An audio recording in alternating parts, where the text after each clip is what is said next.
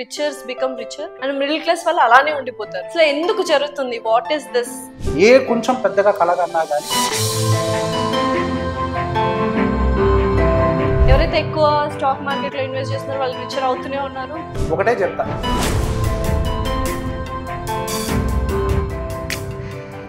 So credit cards అనేవి వాడకూడదా? Trap. ఇప్పుడు simple గా చెప్పన్నాడు,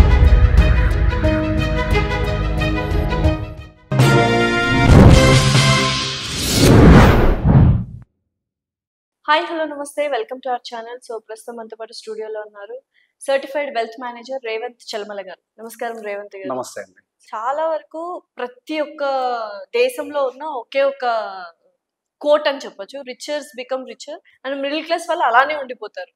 అసలు ఎందుకు జరుగుతుంది? What is this? Stock market లో కావచ్చు, మీరు అన్నట్టు ఫైనాన్షియల్ థింగ్ లో కావచ్చు, ఎవరైతే ఎక్కువ స్టాక్ మార్కెట్ లో ఇన్వెస్ట్ చేస్తున్నారో వాళ్ళు రిచర్ అవుతూనే ఉన్నారు అండ్ మిడిల్ క్లాస్ వాళ్ళు అలానే ఉండిపోతారు. అండ్ మిడిల్ క్లాస్ వాళ్ళు పెట్టాలా వద్దా, పెడితే ఏమవుతుంది, ఈ కన్ఫ్యూజన్ లో ఉన్నారు. So why is this quote is always proven correct? Actual గా దాన్ని ఎవరు కరెక్ట్ అని ప్రూవ్ చేయట్లేదు. మిడిల్ ఇన్కమ్ గ్రూప్ పీపులే రిచర్ గా మారుస్తున్నారు, ఎవ్వరూ చేయట్లేదు. Definitely right, very logical point and true. ఎవ్వరూ చేయట్లేదు. సో బేసిక్ గా మనమే ఇక్కడ ఉండాలని నిర్ణయించుకున్నాం, మనం ఇక్కడే ఉండిపోతున్నాం అంతే. సో బేసిక్ ఏదైనా జరగాలి అని అంటే everything starts here. Abdul Kalam says this. What? First కలగనాలి. కలకండం అంటే ఏం లేదు, having an aim. So basic గా ఫస్ట్ మనం ఒక పెద్ద కళ కనగానే వెంటనే వెనకాల నుంచి వచ్చి హ్యామర్ చేస్తాడు, ఆకాశానికి నిచ్చెనేస్తున్నావు, పేక మెడలు కడుతున్నావు, XYZ అని. వాడు కనీసం ఎక్కడో చోటు కడుతున్నాడు, కనీసం కట్టట్లేదు కదా. వాడికి ఒక ఏం ఉంది అసలు? First think big, dream big అన్నారు. ఎస్, ఫస్ట్ ఒక కళ అంటూ ఉంటే అక్కడికి వెళ్ళటానికి ప్రయాణం మొదలు పెడతాం. రీచ్ అవుతామా లేదా డజంట్ మ్యాటర్. కనీసం ప్రయత్నించి హాఫ్ కో 3/4 రీచ్ అయి చచ్చిపోతాడు. వెనకాల నుంచి హ్యామర్ చేసేవాడు మాత్రం వాడి కిందనే పోతాడు. సో మేజర్ గా ప్రాబ్లం వచ్చేది ఎక్కడ అంటే థాట్ ప్రాసెస్. ఇందాక మనం మాట్లాడుకున్నట్టుగా like emotion plays major role in finance. So basic గా మనం ఏం చేయాలన్న that could be any target. Life లో అచీవ్ కావాలని టార్గెట్ కానివ్వండి, ఫైనాన్షియల్ టార్గెట్స్ కానివ్వండి, స్టాక్ మార్కెట్ టార్గెట్ కానివ్వండి. ఇప్పుడు స్టాక్ మార్కెట్ లో కూడా ఏం జరుగుతోంది? Trading data says top only 1% are winning, 99% are losing. ఆ 99% కదా టాప్ 1% డబ్బులు ఇచ్చేది. అసలు నువ్వు ఎందుకు వచ్చావు ఇందులో ట్రేడింగ్ లోకి? Is that your business? నీ పని ఏంటి? If you're a software employee, go and do that.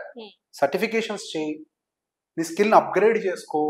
వీళ్ళు ఏం చేస్తున్నారు, ఏదో ఇంకెక్కువ ఏదో చేసేయాలని చెప్పేసి రాంగ్ దాంట్లో సెకండ్ ఇన్కమ్. అదో పెద్ద కాన్సెప్ట్, దానికి కూడా పెద్ద కాన్సెప్ట్ ఉంది దగ్గర నా దగ్గర. అదంతా పెద్ద ట్రాప్. నా దగ్గరకు వచ్చిన వాళ్ళందరూ ఒకటి మాట్లాడితే you are talking another way, totally completely different. I'll tell you, there is a lot, ఇంకా చాలా జర్నీ ఉంది. సో బేసిక్ గా second income is a very big trap.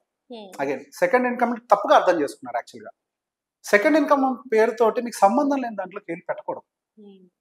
ఏం చేస్తున్నాం అని అంటే మన సెకండ్ ఇన్కమ్ అన్న పేరుతోటి యాక్చువల్ గా టాపిక్ కొంచెం డివేట్ అవుతుంది, but conclude this small things. Second income అనేది ఎక్కడో టీవీలో ఏదో ఒక సాఫ్ట్వేర్ ఇంజనీర్ ఫుడ్ కోర్ట్ పెట్టి సక్సెస్ఫుల్ అయ్యాడని చెప్పి ఒకరిని చూసి మిగతా 9,999 మంది పెట్టేస్తారు.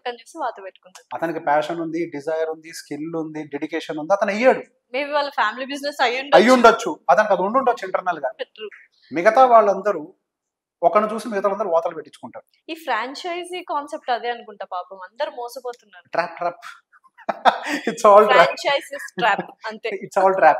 And yes, you can do it, but not as a second business, second income. Okay, it should be a primary business, right? So basic గా నేను ఒక ట్రేడర్ ని, my full time business is trading. నాకు ఇంకో పని ఉండదు. Morning నేను 8 o'clock నుంచి 3:30 వరకు కంప్లీట్ గా మార్కెట్ లో ఉంటా. 8 to 9 is my pre market workout. 9 to 3:30 complete గా మార్కెట్ డెడికేటెడ్ గా ఉంటా. అలా అని చెప్పేసి మరి నాకు వేరే ఏం లేదా అంటే yes by profession I am architect. నేను దాన్ని వదిలేసి ఇందులోకి వచ్చాను. సెకండ్ ఇన్కమ్ లాగా రాలేదు. You made this as a primary. I respect the market. Market ని సెకండ్ అని ట్రీట్ చేస్తే దానికి నచ్చదు. I believe market is everything. Market is like mother to me. Second అన్న ఆప్షన్ లాగా పెట్టుకుంటే తప్పు. సో బేసిక్ గా మనమే చేస్తున్నాం ఆ పని. రాంగ్ వేలో వచ్చేసి స్టాక్ మార్కెట్ లో టాప్ 1% డబ్బులు ఇస్తున్నాం. Okay, A part of that I tell you. మనకి రిచర్ గెట్టింగ్ రిచర్ అన్న కాన్సెప్ట్ కి. సో బేసిక్ గా మెజారిటీ ఆఫ్ ద ప్రాబ్లం వచ్చేదల్లా కూడా హ్యావింగ్ ఎన్ ఎయిమ్. సో మన టార్గెట్ ఎప్పుడైతే సరిగ్గా ఫిక్స్ చేసుకోమో అసలు మన దిశగా ప్రయాణించడానికి కూడా మనం ఇష్టపడం. ఫస్ట్ టార్గెట్ పెట్టుకోవాలి, దాని వైపుగా అడుగు వేసుకుంటూ పోతే ఎక్కడో చోట వీళ్ళు achieve at least some portion of the goal. 100% achieve అవ్వాల్సిన అవసరం లేదు. Everything starts in the mind.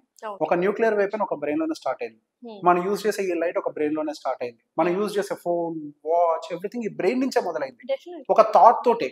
ఆ థాటే లేకపోతే హౌ విల్ యూ అచీవ్? అసలు ఫస్ట్ థాట్ క్రియేట్ అయితే you'll put it on paper, you'll have a framework and you'll achieve it, right? So బేసిక్గా this is the process. So కళ కనడానికే భయపడితే కుదరదు. మెజారిటీ మన దగ్గర జరిగేదంటే మిడిల్ ఇన్కమ్ గ్రూప్ లో అంతా కూడా కొంచెం పెద్దగా కళ కన్నా కానీ చుట్టుపక్కల వాళ్ళు, ఇంట్లో వాళ్ళు అందరూ వచ్చి దాన్ని హ్యామర్ చేస్తారు, సప్రెస్ చేస్తారు. మన మధ్య తరగతి వాళ్ళమే, మన బతుకులు ఇంతే, మనం ఇంతే ఉండాలి, ఇంతలోనే బతకాలి, XYZ. మనం ఇప్పటిదాకా ఇంతే ఉన్నాం, ఇక్కడ నుంచి ఎదగాలని ప్రయత్నం చేయాలి కదా, ఎదగాలనే ప్రయత్నం ఉండాలి కదా. ఎదగాలనే ప్రయత్నం లేకపోతే అది కుదరదు. అండ్ నెంబర్ 2, మనం టాప్ 1% వేసే ట్రాప్ లో మనం ఆల్వేస్ ఎప్పుడు చిక్కుకుంటాం, right? I tell you how. Richer వేసే ట్రాప్ అనొచ్చు. No, I tell you. ఇక్కడ కూర్చొని వీడియో చేస్తున్నా, నువ్వు నా వీడియో చూసుకుని టైం పాస్ చేస్తున్నావు.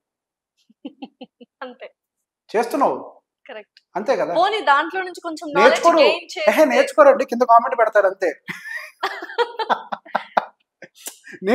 నన్ను తిడతారు, తిట్టుకుంటారు, నేను స్ట్రైట్ గానే మాట్లాడతాను. తిట్టుకున్నా తిట్టుకోకపోయినా ఒకటే చెప్తా, నిజం ఎప్పుడు చేదుగానే ఉంటది. నచ్చినా నచ్చకపోయినా నిజం చేదుగా ఉంటది. You have to accept that, right? So బేసిక్గా you should not waste time. ఇప్పుడు ఒక వీడియో చూస్తున్నారు, ఏం తీసుకొని వెళ్తున్నారు రిటర్న్? మీరు వీడియో చూసి అట్లీస్ట్ ఒక థాట్ అయినా, ఏదో ఒక థాట్ క్రియేట్ అవ్వాలి కదా. ఇప్పుడు నేను ఇంతలా మాట్లాడుతున్నాను, ఇదంతా చేస్తున్నాను అంటే ఏదో నన్ను ప్రొవోక్ చేసే ఉంటది కదా. I took something.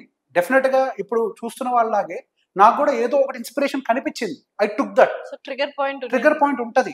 So you should have the trigger point. Don't waste. Top 1% విసిరే ట్రాప్స్ లో పడకండి. ఆల్వేస్ ఏదో ట్రాప్ విసురుతారు. ఇప్పుడు సింపుల్ గా చెప్పన్నా, ట్రాప్ ఎట్లుంటుందో, క్రెడిట్ కార్డ్స్, రైట్? ఆ క్రెడిట్ కార్డ్ అనగానే నాకే గుండె క్లిచిక్ అన్నది. అది ఒక బ్యాంకింగ్ స్ట్రాటజీ. డెఫినెట్లీ జనాలు ఎంత తప్పులో ఉంటే బ్యాంకులకి అంత లాభం కదా. సో క్రెడిట్ కార్డ్స్ అనేవి వాడకూడదా? నేను వాడద్దు అనట్లేదు. అగైన్ మళ్ళీ దానికి కూడా చేద్దాం. డెఫినెట్లీ ఇవన్నీ చాలా పెద్ద టాపిక్స్ అండి. ఇవి చాలా పెద్ద టాపిక్స్ ఇవన్నీ కూడా. సో బేసిక్ గా వాడద్దు అని అనట్లేదు. వాళ్ళు తీసుకోవడమే కాదు, తర్వాత వాడేదాకా మనం వెనకాల పడతారు. సో బేసిక్ వాళ్ళు ట్రాప్ వేశారు, సార్ తీసుకోండి, ఉంచుకోండి, వాడుకోండి అని చెప్పి. ఉంచుకుంటాం, వాడుకుంటాం, అందులోనే ఉంటాం. ఫ్రీ అని వేశారు ముందు ఒక ఎరా. తర్వాత ఏం చేశారు? 48% ఇంట్రెస్ట్ కలెక్ట్ చేస్తున్నారు. 48%, మినిమం 40 to 48% ఉంటుంది ఇంట్రెస్ట్ రేట్ క్రెడిట్ కార్డ్స్ మీద, రైట్? సో బేసిక్ ఇరుక్కోలేదా మనం టాప్ 1% ఇస్తున్న ట్రాప్ లో? అండ్ నెక్స్ట్, టీవీలో చూస్తాం, ఒక మంచి కార్ లో మనం మంచి మంచి బట్టలు వేసుకొని దిగితేనే మనకు రెస్పెక్ట్ ఉంటుంది, లైక్ అందరు మన వైపు చూస్తారు, XYZ అని. It's a trap. వాడి కార్ అమ్ముకోవడానికి వాడు యాడ్ చేశాడు, వాడు బట్టలు అమ్ముకోవడానికి వాడు యాడ్ చేశాడు. నీకు ఏ దేశమో తీసుకో అబ్బా, నీకు అవసరం లేదు, నీకు ఎందుకు? ప్రతి ఒక్కటి తీసుకొచ్చి నీ ఒంట్లో పెట్టుకోవాలా? నీకు ఏది అవసరమో అది చేయి. ఇప్పుడు ప్రతి ఒక్క నీడికి we have ranges, right? Phone కొనాలంటే 1,00,000లో కొనొచ్చు.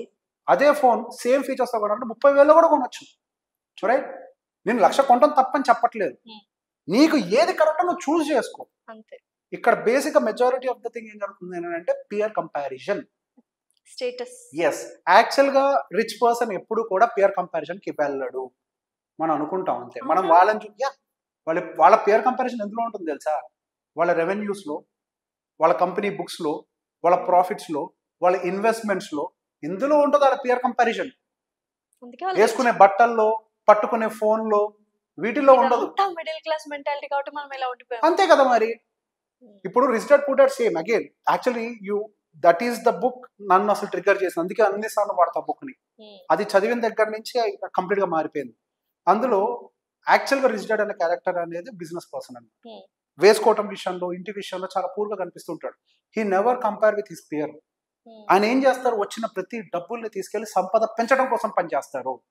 యాక్చువల్ గా rich mind set, poor mind set ఎట్లుంటుందో కరెక్ట్ గా అర్థం చేసుకోండి. పూర్ మైండ్ సెట్ ఎలా ఉంటుంది అంటే, పూర్ మైండ్ సెట్ అంటే రోడ్డు మీద ఉండేవాడు కాదండి, మనం అంతా పూర్ మైండ్ సెట్స్ అని అనుకోవాలి.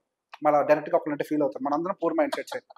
ఓకే, డబ్బులు సంపాదిస్తాం. ఓకే, ఆ డబ్బుల్ని డైరెక్ట్ గా తీసుకెళ్ళి either ఖర్చు పెట్టాలి, లేదా డబ్బులు తీసుకెళ్ళి డైరెక్ట్ గా EMI కట్టాలి. ఈ రెండింటిలో ఏదో ఒకటి జరగాలి అంతే. ఓకే, రిచ్ మైండ్ సెట్ ఎలా ఉంటుంది తెలుసా? ఫస్ట్ ఆ డబ్బుల్ని తీసుకొని ఏదో ఒక దాంట్లో ఇన్వెస్ట్మెంట్ పెట్టాలి.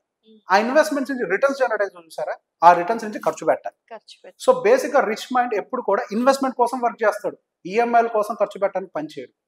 ఈ రెండింటి కోసం వాడు పనిచేయడు, ఇన్వెస్ట్మెంట్స్ క్రియేట్ చేస్తాడు.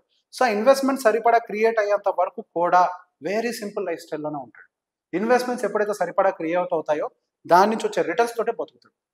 అంతే. You should work for your investments. Your investments will look after you. This is called money works for money. మీరు ఎంతకాలం అయితే డబ్బుల కోసం పనిచేస్తారో అక్కడే ఉండిపోతాం. ఎప్పుడైతే డబ్బులు మన కోసం పనిచేస్తాయో అప్పుడు మనం ఎదుగుతాం. అప్పుడు మిడిల్ క్లాస్ వాళ్ళు కూడా రిచ్ ఒక స్టెప్ పైకి ఎక్కుతాం. Definitely. yes thank you so much Revanth garu. it's a lot of information and awareness actually create చేశారు. we'll do a lot of videos in next coming days. Sure. thank you so much. thank you